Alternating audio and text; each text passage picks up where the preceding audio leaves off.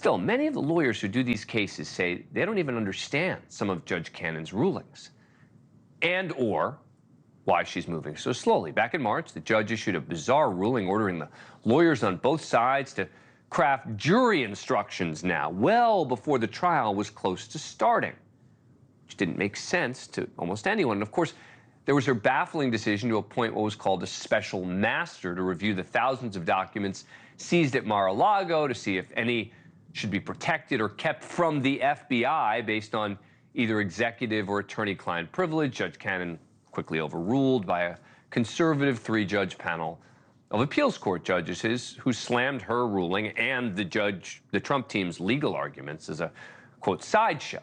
So the question that many in the legal world are asking is she acting out of inexperience or incompetence, or is she purposefully trying to tip the scales to Donald Trump to allow for more delays? Look, I certainly want to believe that she's just in over her head and it's not purposeful, trying to stack the deck for the former president. Last summer, when left-leaning critics were panicking after Judge Cannon was assigned, I said, let's wait and see what kind of ruling she issues.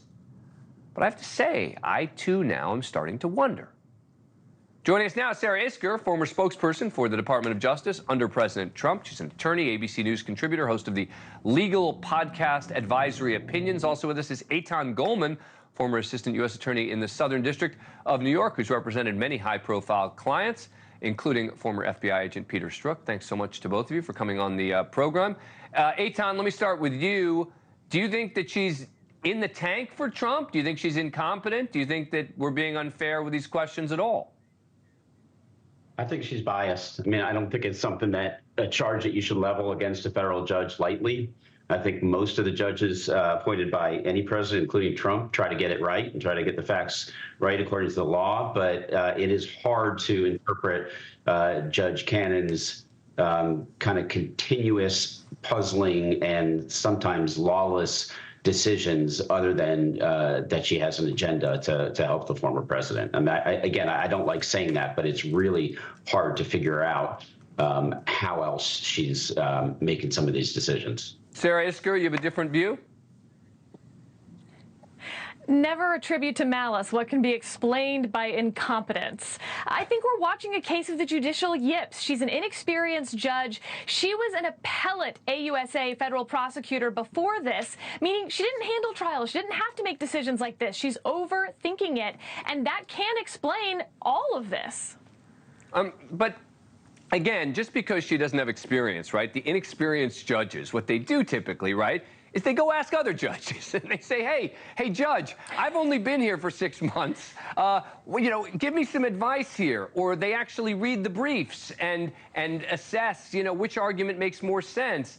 I am starting to get worried, Sarah, that this is more than incompetence. But you agree, do you not, Sarah, that at least there's incompetence here?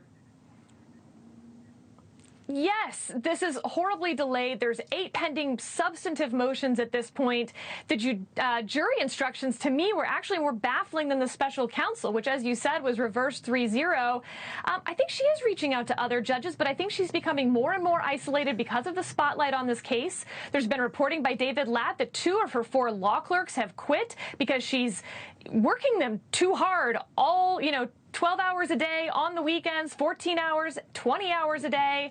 I just think this is a chambers that is going off the rails. So, Aitan, if you were the special counsel now, would you make a motion, which is a tough one for a prosecutor to make, which is to recuse her from the case, and do you think they'd have any chance with that?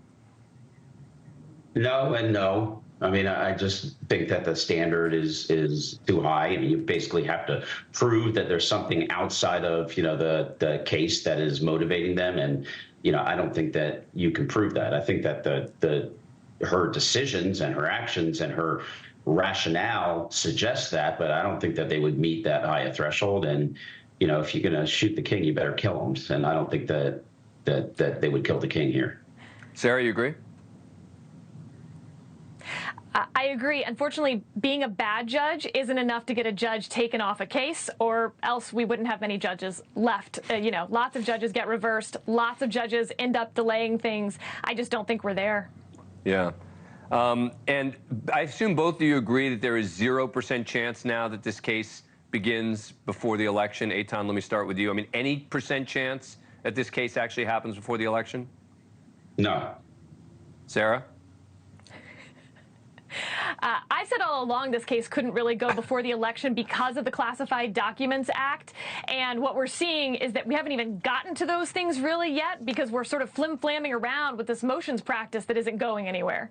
Thank you for watching. Go to newsnationnow.com to find NewsNation on your cable provider. And don't forget to click the red subscribe button below to get more of NewsNation's fact-driven, unbiased coverage.